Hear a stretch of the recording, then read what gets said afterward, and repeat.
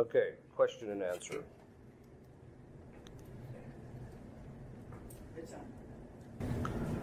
One question is, how do we help guide youth, especially to make the transition from the church being their family's religion to really owning it for themselves? What are some of the ways we can help them, especially in the world, even if they're homeschooled, they're just saturated, they still get a lot of the world. Yeah. So the question is how do you make that help the young adults make the transition from being a family religion to them appropriating it ultimately themselves? And the principal way that is done is through a consistent prayer life. Part of it has to do with the fact that by consistent prayer life, I mean of the family, and especially the father, when they see the father's doing it regularly, and then they're brought to do it regularly. It should not be onerous. I pray 3 to 4 hours a day, and I'm in the habit of it, so it's pretty easy, kind of like it. It gives me an excuse not to work. But the point being is that it's really through the prayer life and having them lead it, but also in explaining the Catholic faith, it's not just enough to tell them do this, do that, or this is wrong, or this is morally sinful. You have to show them the why. Once they know the why of it, and if they're praying regularly and receiving the sacraments or getting the confession regularly, that will help. The other thing is, and I say this as an exorcist, is saying binding prayers to keep any demons from causing them to go off the rails. Because that's very often what happens, is there's always one in a family where the demons get to them and they're off. So saying binding prayers against any demons that would keep them from fully adopting the faith. Hey, Father, thank you so much for coming and being on this. It's the 100th centennial anniversary of Our Lady of Fatima's visit, and wondered if you, sorry if this is too sensational, but wondered if you could just sort of speak to what you think might happen in the next 6 months to a year, things that, have you reflected on that, and is there anything that, Yeah, actually, I want to start a pool where everybody kind of throws in what they think is going to happen. Of course, I'll be running the pool, so I'll be the guy making all the money. No. If we take, as far as Fatima goes, because of the fact that she asked the Holy Father to consecrate Russia specifically, it's not enough just to do the world. You have to do Russia by name. And that's because of the fact that the problems that we're dealing with are funneled through Russia. That being the case, then what's necessary is for the Pope to consecrate Russia to her Immaculate Heart. If we take the Sacred Heart as the paradigm, then what we know is that there is 100 years from the time in which the consecration is asked, which we saw that Christ said to St. Margaret Mary that the King of France must consecrate France to his Sacred Heart. They didn't do it 100 years to the week. They were lopping off the heads of the royalty. Now what that tells you is what? Is that the one who must consecrate is the one who pays the price if he doesn't do it. That's what that means. At least that's the common opinion of the theologians who take a look at it. So if that's the paradigm, why 100 years? 100 years is a very specific thing. There is a very specific reason why Satan asked God for 100 years, as we know through the vision of Pope Leo XIII. There's a very specific reason for 100 years. And it's because once you reach 100 years, you have passed the threshold of what is called immemorial custom. The average person lives somewhere between 70 and 80, maybe 90 years. After that, so if something is introduced within the beginning of that, you got about 100 years, and then after that, people start forgetting what the tradition is and what the customs were. That's specifically why Satan asked for 100 years. He was going to destroy the faith in the beginning, and within 100 years, it would be practically forgotten for all intents and purposes. That was the goal. Okay. That's why you have 100 years to do the consecration, because of the fact that you're reaching that threshold of It's being forgotten, and if something's not done about it, then something's going to happen. Now, the good news is everybody keeps yammering about it, so nobody's forgetting it at all. I was a little alarmed when this Holy Father said, "I'm the bishop in white," referred to in Fatima. I have never accepted the interpretation that John Paul II was that reference, because the Secret is pretty clear that the Bishop of White, which everybody interprets as the Holy Father, the Bishop of White comes out of the rubble in Rome. All of the fathers of the church have said that in the end times, Rome would be destroyed. And so we know it's going to happen. It's just a matter of time. It's been predicted by numerous saints throughout time. So the question is this it? Is this the time in which it's going to happen? Does this mean it's going to happen in October? I don't know. It kind of looks that way, but you don't know. Ultimately, with prophecies, you can't really tell until you're past them and can look back and verify them as far as what they really mean. I mean, we know it's going to happen in the sense of the third secret. We know that what's in there is going to be, that's going to happen because Fatima has yet to miss a beat, so we know it's going to happen. It's just a matter of when. So... there we go, yeah. Thank you, Father. Just a two-part question, if you don't mind. You can speak briefly on your opinion of the Benedict option that it seems to be prevalent in the Catholic news world today. Well, first I'm going to ask you for what your definition of the Benedict option is. I believe it would be the idea, like we see in places like Clear Creek, Oklahoma, where people are living together around a monastery or living together. Right. As far as the Benedict option, I think the idea is a good one, especially in a certain sense that we are kind of entering into, or we could easily be entering into, if there is a kind of major chastisement, it's a kind of a dark age of a sort where things are going to be very difficult for a little while. My only concern about it is that the manner in which they are trying to do it now is in direct inversion into the way in which it was done in the medieval period. In the medieval period, the monasteries were started. The monasteries had large tracts of land. As a result of that, they hired and were the economic center for everybody as well. Most of these places, like at Clear Creek, even though I have a great love for the monks and have a great appreciation for what they're doing, they're not an economic center or powerhouse, so a lot of people are having a hard time finding jobs there. So there's that, and it's something that historically always grew organically. So the monastery would set up, and then people weren't invited.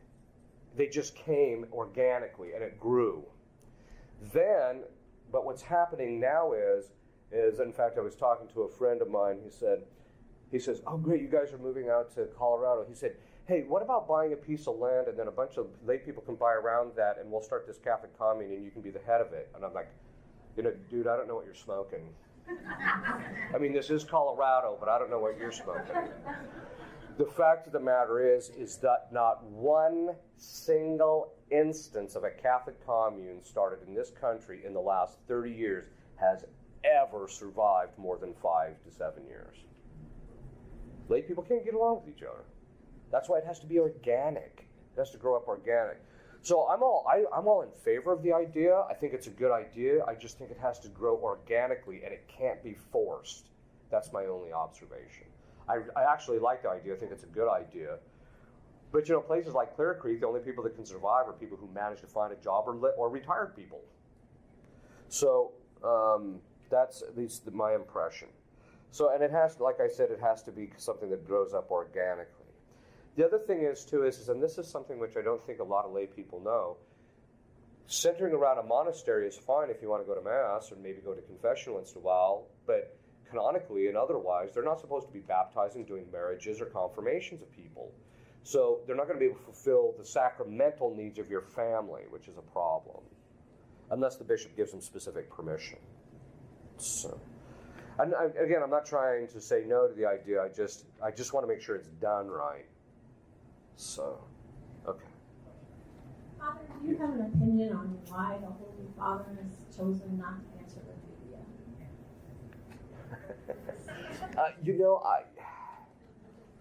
It would be pure speculation, quite frankly.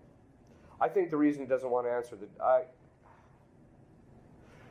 let me put it to you this way. The reason I think he doesn't want to answer the dubia is a very convoluted canonical answer, which would probably take about 20 minutes to explain. So, if you want to ask that privately, I'd be happy to go over the canonical thing with you. So.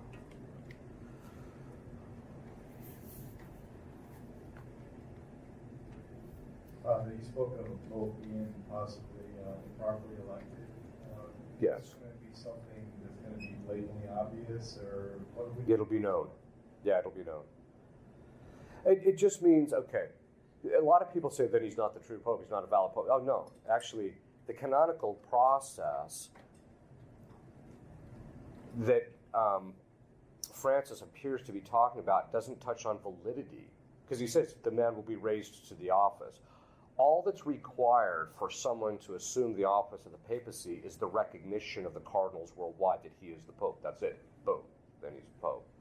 So the mechanism of the election or something like that is all secondary, and it's that that's going to be the problem. There's going to be some canonical problem with his election. That's what it appears to be, anyway, or some other thing like that. Yes. Hi, Father. My question is in regard to a few signs in the sky that are coming up. The first is the solar eclipse on August 21st, 2017. I recently read that it's believed by scholars that the sign that partly converted the Ninevites because of Job's warning is also a total solar eclipse that occurred at that time. Right. There's also a total solar eclipse that occurred in Eastern Europe on August 21st, 1914, right before World War I began.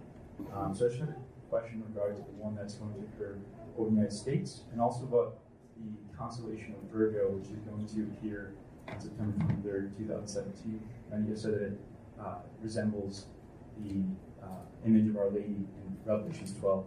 Right. I was just wondering if you had any connection between those two signs in the sky, if they could indicate anything. Not any more than you did. Other than some scholars think that this is a sign that we're headed for some significant events in human history. What those will be, we don't know ultimately. I mean, probably the chastisement, but who knows? You know. So to answer your question, yeah, I mean there can be. I think there is something to that. How much though I would put in it? I think I'd watch other stuff more. Does that make sense? So. My question is regarding the virtue of fasting. I understand the frequency that the church prescribes is not adequate to perfect that virtue, but is the intensity adequate to acquire that virtue of fasting? And regarding other acquired virtues, what is a good work you would recommend for as a guide to attaining them? If it's a virtue, a moral virtue, which it is, it means that it has to be something done on a regular basis. And by regular basis probably means once or twice a week, frankly. The Church's fasting rule of 1 full meal and 2 that don't equal a full meal, I think, is a beginning for most people. I know women who don't even eat half that, so I don't know if that's necessarily going to be enough. So that means, though, of course, as the moralists say, that a virtue is a mean relative to the individual. So some people who fast can fast much more rigorously without it affecting their health, while others don't. So it just depends on the individual. And usually I recommend people start out with the Church's fasting rule and start doing it on Wednesdays and Fridays. Just do it regularly. Then, if you think it should be increased, either talk to your pastor or spiritual director to tighten it up a little bit. I'm a little reluctant to tell people to just on your own start doing more, only because I have dealt with people who overdid it. So some people need to be moderated in their zeal for their spiritual life. Okay. Yes. So you mentioned the chastisement, and you also mentioned that it's a good idea to have food on hand. But what would the moral principles be with regard to if you have food and other people do not? It depends. The moralists generally say that your surplus is not your own. So let's just say, for the sake of argument, it became clear within 6 weeks the food supply would start to return, and you're standing on 10 months supply or a year's supply, and people are starving. You can't hold on to your food. You've got to start helping other people. On the other hand, in fact, it's kind of funny because one priest said, he says, I got this food, but I know I'll be starving in a week, so I'll be giving it to everybody. Okay.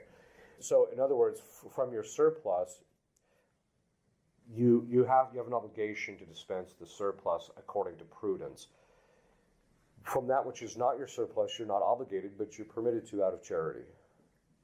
Generally speaking, heads of family should not do so except insofar as it's not going to take away from the survival of their own family. Those are the general principles.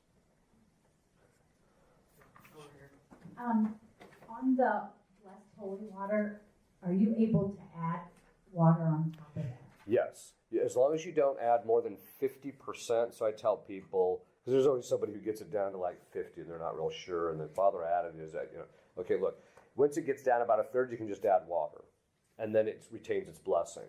One thing I do tell people, though, is about once a year you should still be refreshing it, or on regular intervals you should be refreshing it. You can also do the same thing with oil. Obviously not salt because it's a discrete unit, but you can do it with oil as well. Yes. Father, what does the purple scapula do? And in terms of protection, what does it not do? And how do you reconcile, let's say, the upcoming chastisement with Jesus' most prominent word, do not be afraid? Yeah, I'm not afraid of it. I mean, I'm either going to be dead or I'll be hopefully being purified through the process. So, and that's the whole point about the fear, is you shouldn't fear it in the sense of, if you're in the proper state, God will provide for you. And if he's not, then it'll still be a purification process. I don't know if you saw, NASA did research and found out the particular chemical in your body that reconstructs your gene sequencing. And so what they've done is they found that when they gave this to mice who were old, it renewed their DNA, and so they had the same DNA as young thing. It's literally, they'll be able to give it to you when you're 80 years old, and before it's over with, you're not going to lose your wrinkles, but you'll basically have the body of someone in their 20s, okay? The reason I'm saying this is, who wants to live that long? And I think that's something that I think people have to, if they have a detachment from this life, and their attachment is God alone, and their attachment isn't to themselves, then they're not going to be afraid. The purple scapular was given by our Lord to Mary Julie Jeheni. Now, these visions don't have approbation, but all the theologians that I have talked to who have reviewed it, to a man, they all say these look authentic, right? So, and the many things that she predicted came true. I'm not sure why the church hasn't really pursued it too much, but when she asked about the chastisement, Christ said it's going to come in 3 waves. The first wave is that man will become so sinful that God will intervene. This was in the 30s, I think, or 40s that she got these revelations. And then he said, after that, the heads of world government will become indignant that God got involved, and they will unleash 2 of their own, which would seem to fit Akita, because Akita said if man isn't careful, the chastisement will come from his own hands. He said that by the time you get to the 3rd wave of the chastisement, it will be so bad that the bodies will be stacked in the streets, and there will be diseases that are completely unrecognizable. It's going to be something biological, at least if her revelations are true. So she asked Christ for a scapular to protect, so that those who had it would be protected from the effects of the chastisement. And so he gave her the purple scapular, according to the revelations. And so I tell people, it really should be a matter of devotion that you're holding to it. But what you can't say, what it's not, is an absolute guarantee that if you have that thing in your house, you're going to float through the chastisement unscathed. And it doesn't mean that you don't have to worry about your sinfulness or anything like that. So that's the general thing that's kind of behind it. Ironically, I kind of get in trouble now and then, because it's the only set of visions that I've ever read that I promote that have not received ecclesiastical approbation. So if somebody says, well, I'm not going to buy this, I'm not going to do anything until the church says yea or nay, it's perfectly fine with me. It's just that my basic theory is, well, even if it's not true, having this thing there as a sign or a indication to God, as an act of devotion to God that you want his protection and chastisement, doesn't seem bad to me. But anyway, yes. Thank you, Father, for being here. It's a pleasure to hear you. I saw you blessing the candles earlier, and it kind of recalls, I think it's a prophecy of sorts that talked about a period of 3 days of darkness, that only blessed candles would be the light that would be seen, and that they would not be extinguished. I think I heard something related to this, that there might be sounds and stuff. It almost sounds like a new type of Passover where there's... It's the night of the living dead, except it's dark. And that, you might be even hearing familiar voices. It might sound like family members asking for you to open the doors and such. But I don't know all the details around it, and I just wanted to know if you could help patch the holes in my memory. Yeah, the difficulty with the 3 days of darkness is that it's patched. In other words, different saints or different people have said different things about it, right? Some of it is that it actually started. Some of it comes from Garabin Dahl, which the church has not approved. On the other hand, they have said no to it either. And then others have actually signed off on it. When I first heard it, I'm like, I'm not so sure. But then as time goes on, as I get older, maybe it's because I'm getting gray hair and I can't think clearly, but it seems to me that people have become so immanentized, and by that I mean that their standard of right and wrong and judgment of truth and goodness and beauty is so interior and subjectivized that I don't think any external horrific thing would ever correct them at this stage. I think we are that disordered. Even if we went through a horrific war, I don't think it's going to straighten people out. They just aren't getting it. So then I thought to myself, well, that would make sense as to why there would be 3 days of darkness in which there would be an enlightening of conscience of each individual man by God directly. I can see how God may end up having to do something like that. Will this all happen? I don't know. We'll see. We'll find out. It may actually correspond with what Mary Julie Johannes said. God will intervene. Maybe that's his form of intervention. Because after that, what's going to happen is the good and the evil are going to divide and separate in a much more radical way than they are now. So, anyway, really to answer your question, that's almost like a whole conference on its own. So, yeah. Thank you, Father. I was hoping you would comment on the Auxilium Christianorum prayers. What would you like? What kind of comments would you like? Could you tell us something about it for anyone who hasn't heard about it? Yeah, what it is it's a group of people. It's a group which was started by two exorcists because they were a bit horrified with the way that certain things were happening in relationship to exorcists going to certain charismatic people, not all of them, and getting them involved in praying for other people in the manner in which it was being done. So they started this in order to provide two things. One, for people to provide for the priests who are members of the Auxilium Christianorum to free the people that they're praying for. The second is to provide protection for all of its members. Right now, we're actually in the process of having the entire website translated into about 7 different languages. It'll probably take about 6 months to get that fully up and running.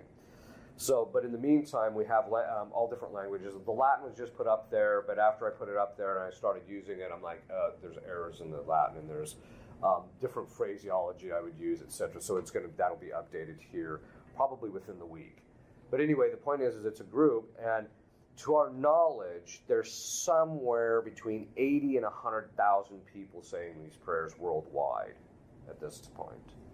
So it's a very powerful thing to plug into. We recommend it to anybody who's dealing with any kind of spiritual warfare. One of the most marked we get reports all the time. The deacon who actually runs the website gets constant reports from people who have broken, lifelong bad mortal sin habits, and people, but just by saying the prayers, and people who have overcome major family issues as a result of the prayers. The most dramatic one I saw is a family who had a daughter who was possessed. I said, here, why don't you try these prayers and see if they work? The family started saying the prayers, and the daughter screamed uncontrollably for 3 straight days. I'm like, hey, this is working pretty good. Okay. It's Auxilium Christianum, which is AUXILIUM, and then Christian, Orum, ORUM.org. Just means Mary, help of Christians. So.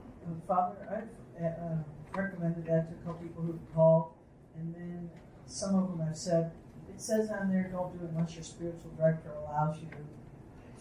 The reason that was, the reason, or your pastor, in other words, you should talk to a priest normally. Part of the reason that was put on there was to avoid, the person who's completely not spiritually prepared.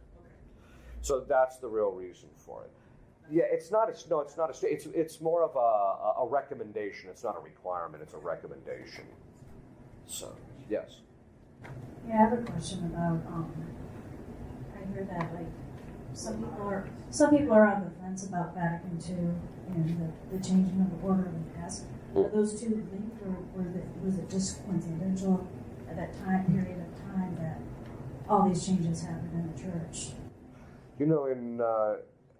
One time I was talking to this one bishop, and he came up to me after they had just come out with the new translation for the new Rite of Mass. And he said, this is the 3rd missal they've put out in 20-some years. I said, I understand. We don't like change. Okay.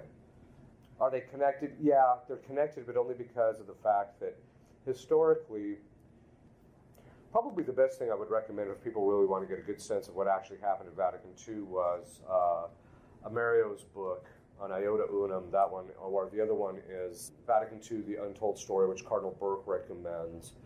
The one that kind of set off the real whole discussion was The Rhine Flows into the Tiber. So those are books that people can take a look at. The difficulty, there's a whole series of things that I think the real problem with the Vatican II in relationship to any discussion I've ever heard of it is there's people who will tenaciously hold on to everything and absolutely insist that it's infallible when Paul VI said nothing was done extraordinarily, which is technical theological language for saying that he who is the primary promulgator, and if he doesn't do it, it doesn't happen, he had no intention of using infallibility in the Second Vatican Council. There's a couple of things in the Second Vatican Council that are directly contrary to papal teaching in the past, such as Libertas Praestantissimum and things like that, such as freedom of religion. That was actually condemned, and the actual reasons that appear for why it's acceptable in Vatican II were actually already dealt with by the prior Holy Father. So those are things that the Church is going to have to work out at some stage. Its connection to the liturgy, I think, is less direct in the sense that liturgical stuff, the modernists, when they were being purged out of the seminaries and universities after Pius X in 1907 put out Pascendi, and then in 1910 put out the Oath Against Modernism, they basically went underground and went into areas like the liturgy where you could make observations about how things could be changed and not be called a heretic. So that's why by the time you get to the 40s and 50s, you've got books being written on the liturgy, such as Jungmann's The Mass of the Roman Rite, which in my estimation is one of the worst pieces of scholarship ever written on the liturgy. Most people say, yeah, but it's really detailed. Yeah, but his analysis of the authors, his reasonings behind stuff is completely, I think, questionable. That all being said, because I think he was modernist, basically. The point being is this all happened. People ask, do you think that we've got the full third secret? Well, the answer is, obviously, someone has completely got it wrong. Because either what we got, which I think is authentic, but I don't think it's the whole banana. Because if it is the whole banana, then why are all these cardinals and all these people who did read it and made comments about it, nothing they said in the comments line up with this thing at all? So somewhere, something's wrong. And so I think that's something which, and just by keep repeating the mantra, we already released it, isn't going to solve the problem. The magisterium is going to have to address these things at some point. Or it'll just come out, one of the two. And some of you have actually heard me say, which, quite frankly, because I heard what the third secret was, I was really interested more in the Tre Fontane revelations in Rome, the Our Lady of Revelation to Bruno in Italy, which, by the way, a close friend of his who lived with him who was a friend of his for over 20 years, has put out a book on some of the things that Bruno said is contained in there, and I'm about a third of the way through the book. Most of it is pretty much straightforward Fatima stuff. Pray the rosary, man is going to become sinful, you got to do penance, things like that. But there's other parts of it that I'm waiting to get to. So, anyway. And that revelation, and he recounts it in this book. I'm hoping it gets translated into English, but I can read Italian, so it's not that big of a deal. But in that book, he talks about how after Pius XII read it, it was sealed, and boom, nobody's read it since. So, there it is. If I were Pope, first thing I'd see is bring that little puppy over here. All right. Anyway. Father, what do you see coming now with the priests that are being formed or recently formed and their education in seminary? What are we to expect coming in this generation as the older ones leave and this group is coming in? What do you think? Well, I think the general perception is that it's improving. I mean, there's some of the guys coming out are pretty solid, actually. My concern is that they got a decent formation, but there's gaps. But that would be true of anybody at any period in history. Which I'm convinced that as time goes on, they'll fill in those gaps. So I think that a lot of the guys come out. You also have to remember, though, that there's some seminaries that are still as bad as they were 25 years ago. So there's always going to be a certain percentage of that. But generally, the number of the clergy, the newer clergy coming out, are generally better than their counterparts, say, 40 years ago. The guys that are the older guys are all, not all of them, of course, but a lot of the older clergy are either embittered or worried that all the changes that they made will be undone. And I was saying this when I was first ordained. I said, these guys are going to get draconian and it's going to be really ugly before it gets over with. And I'm hoping I'm wrong. But, and then a few years later, I read an article by Richard McBride who was saying that very thing. This is a catastrophe. We've got to do something to clamp down on this and get this straightened out or impose the changes. I love this. Impose the changes and make them permanent. Well, first of all, if it's something that's changeable, by definition, it's not necessarily permanent. So if they try and impose it, the next guy can just come in and clean house, right? Like we saw with all the executive orders in the last 2 months. So, so I think that I think it's generally going to improve, but the problem is that just about the time the clergy are slowly getting their act together.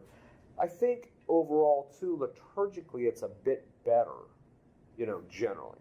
So I think that it's getting better, but that doesn't mean that we are out of the woods.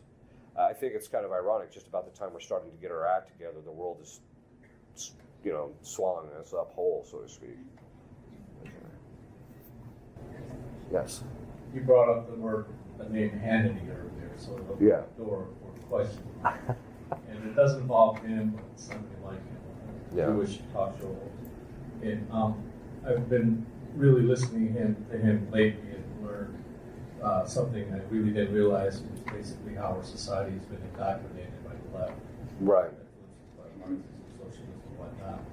And it concerns me because I never knew that, but I do recall you talking about in past conferences about in the church how at one time, what was her name, Bella Dodd? Bella Dodd, yeah. How she, head of the Communist Party, infiltrated America, testified before Congress, and said she placed 1,000 or something of seminaries, communist seminaries, into the Catholic Church. Yeah. All right, so you have this indoctrination that's happening on the government secular end, and then you have what seems to be an indoctrination in the church. And right. I'm wondering, all these priests, obviously there's an effect of what happened there, and we're seeing it today. Right. So if there's an indoctrination, which I think you just agreed with, what are we to do with that? Because shouldn't I mean, the news about learning about the indoctrination about the leftist ideas and whatnot and how prevalent in that society is.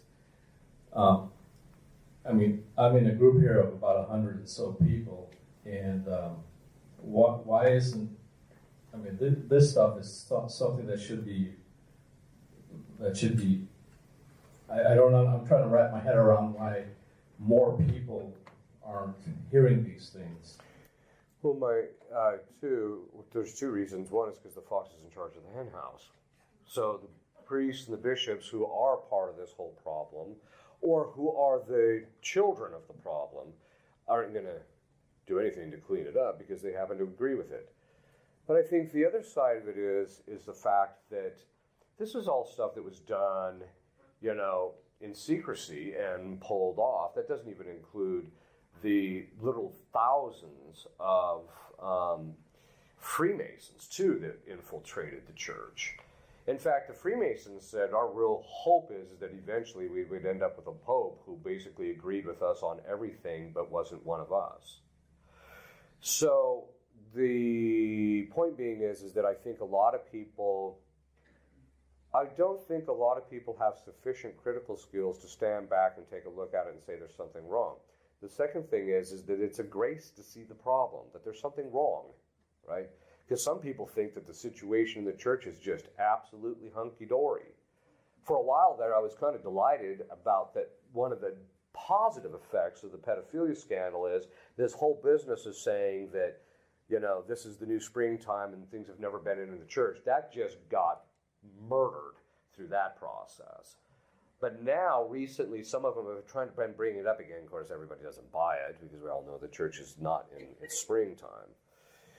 So the point being is that I think that a lot of people I just don't think a lot of people have the grace or the intellectual wherewithal to even see the nature of the problem. You see this really a lot among the youth, right? I mean, one of the things that came out during the election is that the youth have been thoroughly indoctrinated in communism/socialism in the schools because they see no problem with it. They just loved Bernie Sanders to death. So I think that's what it is. It's intellectual formation, and as a result of that, they don't have the intellectual wherewithal nor the grace to see it. Which is why I tell people, look, when you're able to see the problem, don't go around beating people over the head because you're abusing a grace, right? You have to pray for people. I'm sorry, one more if I may. Sure. All right. Regarding the Mass, and your article in the Latin Mass magazine regarding the Latin Mass having more merit. Yeah. One thing I'm still kind of fuzzy about is how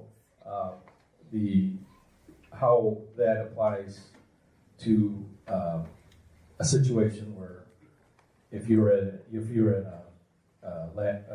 church that says the Latin Mass and everybody basically is on board with that tradition. Right. How does that compare with another? If you're at another Mass, and even if it's if it's a Latin Mass, and half of that are like Novus Ordo parishioners and half are consistent. Can you help clarify how the merits in you being at one church versus another church and the people involved there, how that affects that whole thing? Okay, well, here's the thing. I lay the principles out, but as to the concrete application of it in those kinds of situations, in the end, only God would know. Quite frankly, I find that most Novus Ordo Catholics are less arrogant than traditionalists, even though I'm a traditional priest. And so I'd be one of these guys that I'd kind of be like Warren Buffett making money off of the bad economy. I'm the type of guy that would probably bet against the traditionalists as the traditionalists meriting more, even though the Mass does, because I think that the traditionalists are stiff-necked, arrogant people as a general rule, because most of them are slipping into Gnosticism. I've got secret knowledge that nobody else knows. I'm better than everybody else because I go to the traditional Latin Mass. It's just pride, right? That's where my concern is. But anyway, that all being said, in that article, I just lay out the principles. As to the application, in the end, the only way we'll know is when we get to heaven. Yes. I have a question here that's reading your strike zone. Where we came from in Florida, there was a parish priest nearby, a Catholic church, and he said that he was an exorcism priest, and part of his ministry there was to, I guess, try to exorcise demons from people, and he had lay people part of the ministry. They were there and present and laying hands on and doing any of the things. And my wife and I just wondered if our Catholic radar was going off and saying, this doesn't maybe sound quite right. Should lay people be involved in this kind of stuff as if it's any other ministry like feeding the poor and others? Is lay people involved in exorcisms as part of a ministry of parish a legit thing? The answer is yes, but it's the manner in which they're involved. Church's general requirements are that if you're doing exorcism over a woman, you are to have another woman present for propriety reasons. When we do exorcisms, according to our protocol, the person who is possessed has to bring someone with them to represent their interests, but also to babysit. Because a lot of times after people come out of a session, they can't function, and I don't have time to babysit, frankly. And I'm not trying to be denigrating of the person and their problem. It's just that if I'm going to optimize my help for other people, I can't be sitting there, waiting while the person's in this daze, right? Once the session's finished. So you have the person that represents them. Then the diocese has to have someone else represent them. And so if it's a woman, it has to be a woman present, and you always usually want another man present anyway, in case it starts getting to the point where you need physical help to get this thing under control. So at a minimum, then the exorcist, and then the possessed person. So at a minimum, you're going to have 4 to 7 people present at every solemn exorcism, and most of those are going to be lay people. What the problem is that you don't want the lay people laying hands on because they don't have the authority to do it, and you have to be extraordinarily careful. So during the sessions that I have, I normally don't have our assistants hold anything on the body of the possessed. If her husband is present and it's a woman who's possessed, and it's in an area where modesty can still be observed, but the priest wouldn't want to be holding anything there, then I'll hand him and say, here, hold this on her back or on her stomach or what have you. But the point being is that the lay people are actually an indispensable part of it, because there was a discussion in our society, and we basically concluded, given the way priests are sued or accused, and they are always presumed guilty, even after proven innocent. The fact of the matter is they said, well, if you have more than one priest, you're safe. No, you're not. It's even more dangerous, because they're just going to claim gang rape. So the point being is that you could have 500 priests there, and you're not going to be safe. You're just not going to be. So that's why you actually have to have lay people actually present, and most dioceses require it in their protocol, and we require it. It's just how they have to be present and how they have to be there. I always tell people the ideal people that you want on your team are people who are over 55, have no children at home, and who are extraordinarily good Catholics by leading the sacraments and praying regularly, especially meditation. That's the ideal person to come and help. So you actually have to have them help. So anyway, they should be. The real question is how they do it, because I know a lot of priests who do the same thing. Another thing that really concerns me has to do with the influx of a Protestant mindset about how certain gifts of the Holy Spirit work. Now here I'm not talking about the charismatic gifts. I'm actually talking about, for example, the gift of knowledge. There is a fundamental misunderstanding about how that thing functions sometimes. And it's also the same thing with this influx of how basically the lay people can impose and lay hands and do all this stuff, and etc. And there's a failure to understand the structure and nature of authority, but there's also a failure to understand grace. Father McLucas, who's a good friend of mine who ran the Latin Mass magazine for a number of years, kept asking me to write something on grace because of the fact that the theology of grace has absolutely collapsed in the Catholic Church. So, for example, you get these people who, the gifts of the Holy Spirit that are the charismatic graces according to the Council of Trent. This is not me. This is a formal definition of the Church. Says that they are gratuitous. And as a result of that, they cannot be merited. You can't pray for them and you can't get them that way. The second thing is there is this general misunderstanding about how grace functions even within the context of exorcism. The primary person that's going to receive the grace to know what to do is the exorcist, 80 to 90% of the time. And what I see too often is exorcists getting these people who say, I've got the gift of discernment of spirits. My tendency is want to take out a coin. I'll bet you what. You do your discernment, and I'm going to flip this coin, and we'll see who's more accurate. And I guarantee you the flipping of the coin is going to be more accurate. Because people keep going, well, I feel, I just tune out, right? Because demons can affect our emotions, demons can affect those things. So there's all sorts of stuff that's made their way in. And one of the phrases that you're starting to hear is more and more and more, you'll hear your exorcists turn to their assistants. Do any of you have a word of knowledge? Excuse me, that's a complete Protestant term. First of all, it's not one of those things, it's at your discretion, and you can just say, God, give me this, and then all of a sudden you get this enlightenment. The gifts of the Holy Spirit are purely activated on God's will. They're not something that you can dispose yourself to, and then all of a sudden He'll just do it through you. They don't work that way. They never have, and the Catholic tradition is absolutely clear on it. The point being is that there's this, does God give the assistants graces to see things? No question. There's all sorts of times they'll hear things or see things that I don't hear or see. But it's very rare, and it's not that uncommon. The priest needs to learn how to rely also on ordinary grace. The other thing is, too, is I can tell you this, as an exorcist, you get these cases, they grind out. They take years sometimes to break. And the tendency of the priest is, because of compassion, I want to help this person. Sometimes it's just pride, like, I just don't want to look like I'm useless here. Because quite frankly, you are useless here. I tell people, I'm just the guy standing by while Christ does His thing, right? But the point being is that the priests want to hurry things along. I'm sorry, but the process is entirely at God's discretion about when, what happens, and why. And anytime you try and push it or anything, you pray and you pray and you pray, and it doesn't seem like anything happens. The next time you might just do one little thing, and all of a sudden, boom, the whole situation dynamic changes because it's all at God's discretion. Okay. That being said, what's happening is that the involvement of the lay people is a failure to ultimately understand the nature of the priesthood and the nature of grace. That the principal instrument of the liberation that Christ chooses is the priest, through whom the prayers are done.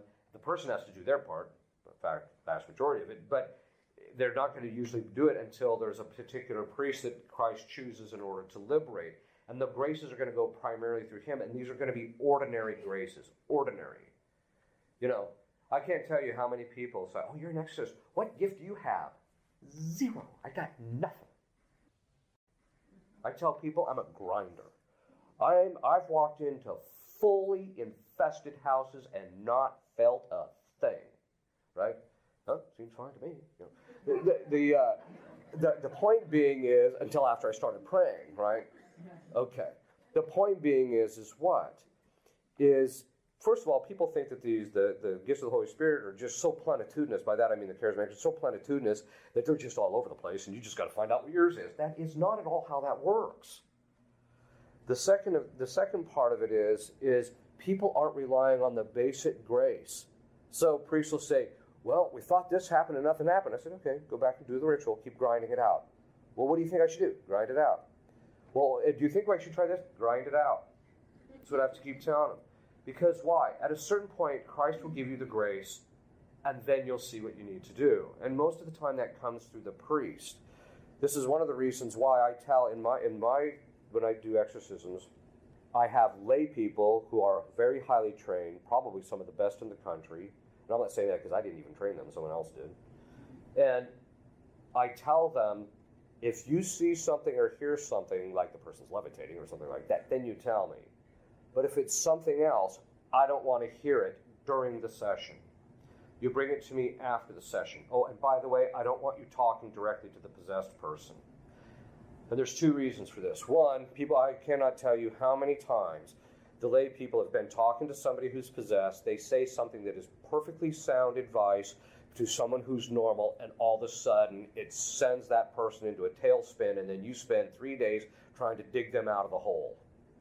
Because people don't understand, they're not in the mind of the exorcist who's actually dealing with this, and so they don't see the dynamic that could end up happening to the person if you say just some basic things. Okay. The second component is that demons absolutely love disorder. They love it. They'll do anything to get any set of disorder. Why do you think they're always trying to get the wife to take head of the household? Because once the disorder's in, then they can manipulate it. And that's exactly what happens.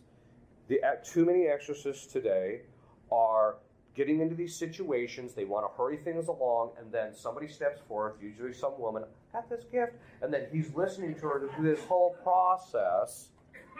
And before it's all done, the lay people are telling the priest what to do. That's completely disordered.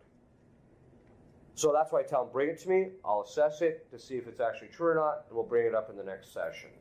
My experience is that usually they just confirm something or tell me additional knowledge, but it's not going to change what I would have done anyway.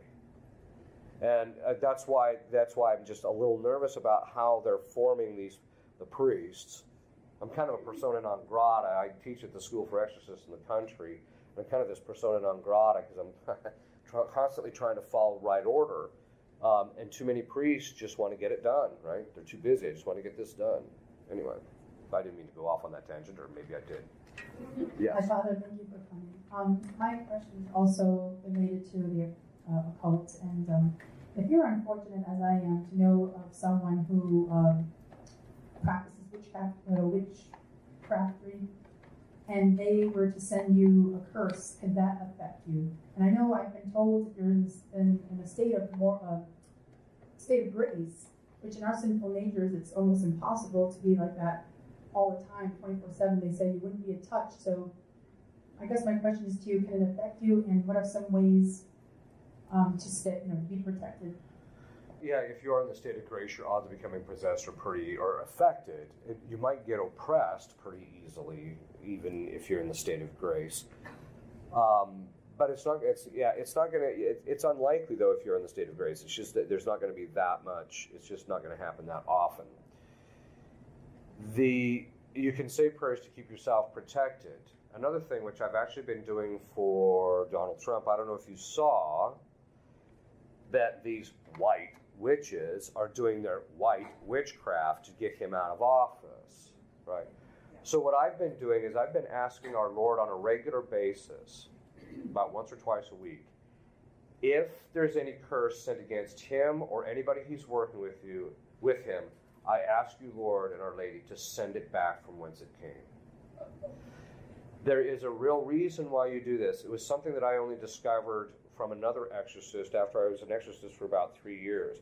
With curses, you always ask Christ if it's His holy will, send it back from whence you came. The first time I did that with a person who was possessed, the demon just about flew out of his skin. No, don't send me back. Don't send me back. They don't want to go back, right? Because why? The demon that was in that person who sent him over is going to brutalize him when he goes back, so he doesn't want to go back. So that's what I've been doing. And so you can actually ask our Lord, look, if anybody tries to curse me, I ask you to send it back from whence it came, if it's your holy will. In the end, ultimately, whether you become subject to a curse is ultimately up to God. But He's more likely to allow it to happen if you have an open door. And so you have to be careful not to ever be in the state of mortal sin if you are to quickly get back into grace. And if you're around somebody like that regularly, if you can get away from them, try to get away from them or try and keep that distance. But then at the same time, you have to start saying to pray to St. Michael, Our Lady, your guardian angels, the saints, your patron saints for protection. Because in the end, we have absolutely no ability to protect ourselves. It's entirely at the will of God. One time this one demon stopped during one of the exorcisms. It was the noonday devil, actually, mentioned in Psalm 90. He stops and he looks at me and he just says, if you weren't being protected, I'd snap your neck. So I'm thinking to myself, hey, that's pretty cool. I'm being protected. It didn't even faze me about him. I was just like, that's cool. I'm like, yeah, that's good. And I know the fact that there are times that I'm being protected during exorcism. It's the same thing with us. You have to just pray that Our Lady and our Lord protect you. And then you're less and stay under that protection.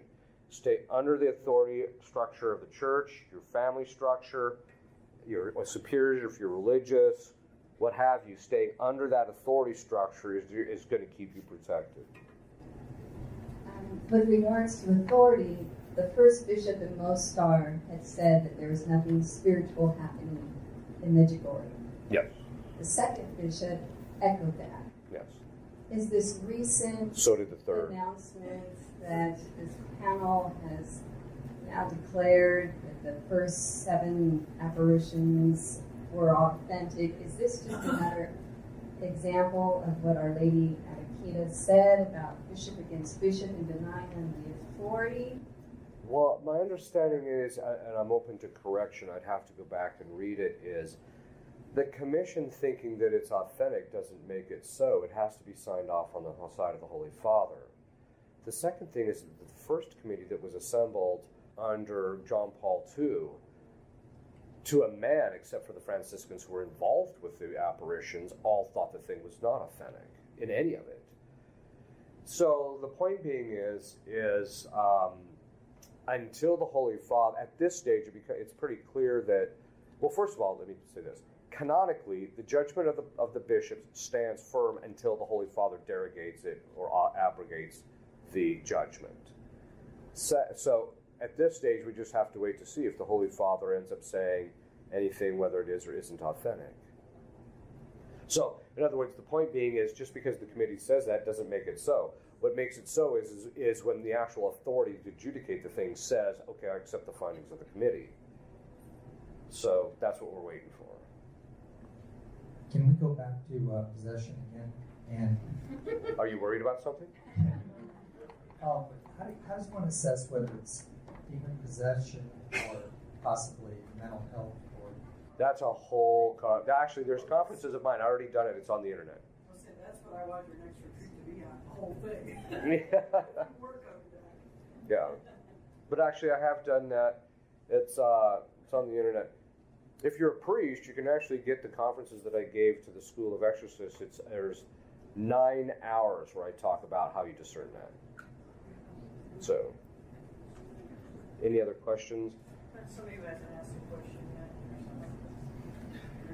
Oh, right, here we go. I don't think she has. Talked about Freemasonry in the beginning. Yeah. Is there a connection between Judaism and Freemasonry? A lot of Jews are Freemasons, and a lot of Freemasons are Jews, but their goals, I wouldn't say that there's so much that there is some type of causal connection as there is a cooperative connection. They have the same goals. Could you say percentage-wise when you say a lot? Could you ballpark? Well, I would probably say that a vast majority of Freemasons are actually Protestants, more so than Jews. Yeah. Although, yeah. So at least that's the impression I've gotten in reading the who's who of the Freemasons kind of a thing. Okay. Yes. Hi, Father. Am I playing with fire by putting exercise salt outside the abortion clinics? And also, I live in the Halloween capital of the world with lots of covens and a huge Masonic lodge. Can I do anything, or should I stay away? Well, a spiritual battle is like any other kind of battle. Just don't bite off more than you can chew.